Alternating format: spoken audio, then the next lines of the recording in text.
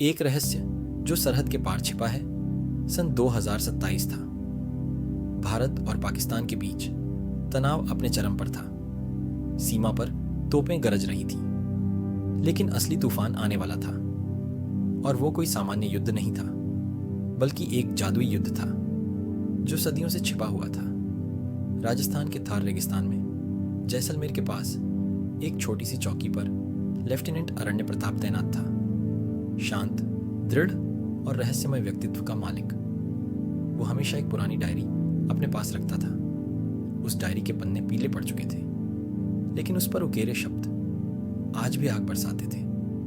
Diary उसके परदादा की थी, जो 1947 के बंटवारे के दौरान एक रहस्यमयी तांत्रिक के संपर्क में आए थे।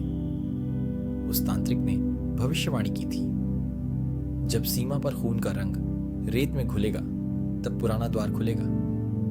अरण्य को यह सब बचपन से सिखाया गया था, लेकिन वो इसे एक पारिवारिक किंवदंती मानता रहा, जब तक कि एक रात रेगिस्तान में कोई अनजानी शक्ति जाग गई। चौकी के पीछे एक पुराना खंडहर था, जिसके बारे में सैनिक कहते थे कि वहां रात को रोशनी चमकती है।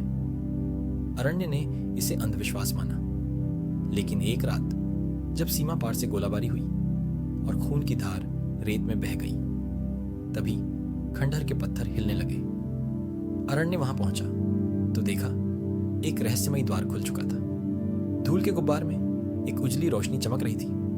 उसके भीतर से निकला एक सैनिक, जिसके कपड़े 1857 के बगावत जैसे थे। चेहरा दृढ़, लेकिन आंखों में आग। तुम अरण्य हो? उसने पूछा। हाँ।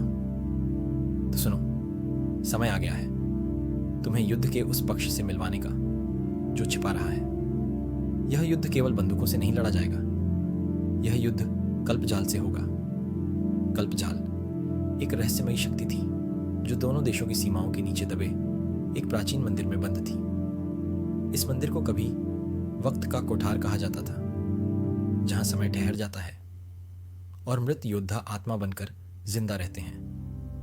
पाकिस्तान की तरफ ISI को एक गुप्त दस्तावेज मिला था, जिसमें कल्पजाल को खोलने का तरीका बताया गया था, और वो इसका उपयोग भारत पर जिन्नात की फौज भेजने के लिए करना चाहते थे। ये जिन्न इंसानों के शरीर में प्रवेश कर सकते थे और युद्ध के मैदान को नरक में बदल सकते थे। भारत को पता चला तो रॉ ने अरण्य प्रताप को चुना, क्योंकि उसके खून में वो मंत्र शक्ति थी जो कल्पजाल को बंद कर सकती थी।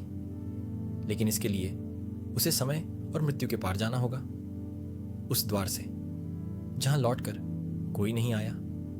अरण्य उस द्वार से गुजरा। वो सीधे पहुंचा 1857 की क्रांति में, जहां तांत्रिकों और योद्धाओं की एक गुप्त सेना भारत की रक्षा के लिए प्रशिक्षित हो रही थी।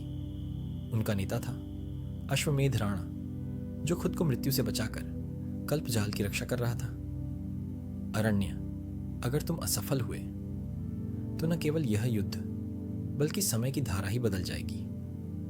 भारत कभी एक राष्ट्र नहीं बन पाएगा। तुम्हारा कार्य है जिन्नात के नायक को पराजित करना। वो पाकिस्तान की फौज के भीतर छिपा है और केवल तुम्हारे मंत्र उसे उजागर कर सकते हैं। अरण्य को एक अमूल्य त्रिनेत्र मंत्र दिया गया, जो केवल अंतिम क्षण में प्रयोग किया जा सकता था, लेकिन उसका मूल्य किसी एक की आत्मा होती थी। भारत पाक युद्ध की आग अब पूरी तरह फैल चुकी थी। सीमा पर अंधेरा था, लेकिन अचानक पाकिस्तान की ओर से नीली रोशनी उठी। जिन्नात की फौज हमला कर चुकी थी। भारतीय सैनिक भ्रमित थे। गोलियां बेअसर हो गई थीं। अरण्य ने मंत्र का पहला भाग पढ़ा। चारों तरफ अग्नि की रेखा खिंच गई, लेकिन जिन्नातों का नायक अब सामने था। उसका नाम था जाफर ए अल नूर। वो हवा में तैरता, आग उगलता और सैनिकों को एक एक कर गिराता। अरण्य ने उसकी आंखों में देखा। उसे महसूस हुआ, यह तो वही तांत्रिक है जिसने भविष्यवाणी की थी। मैं ही हूं जिसने सब शुरू किया था। अब मैं ही इसे खत्म करूंगा, लेकिन तुम्हारी आत्मा मुझे देनी होगी। अरण्य ने मंत्र का अंतिम भाग पढ़ा। चारों दिशाओं से रोशनी उठी। जाफर चीखा, नहीं, तुम मेरी शक्ति का भाग हो, तुम नहीं कर सकते। लेकिन अरण्य ने त्रिनेत्र मंत्र की अंतिम पंक्ति पढ़ दी। वो हवा में उठा और फिर सब कुछ शांत हो गया। जब सब कुछ शांत हुआ तो युद्ध रुक चुका था। जिन्नातों की फौज राख बन चुकी थी, लेकिन अरण्य कहीं नहीं था। भारत सरकार ने उसे मरणोपरांत परमवीर चक्र देने का निर्णय लिया। लेकिन उसी रात आरडब्ल्यू के एक ऑफिसर को एक गुप्त पैकेट मिला। उसमें वही डायरी थी और उसके अंतिम पन्ने पर लिखा था, कल्प जाल अब बंद है, लेकिन अगर फिर से कोई युद्ध हुआ तो मैं लौट आऊंगा, क्योंकि मैं केवल एक सैनिक नहीं, मैं भारत की आत्मा हूं।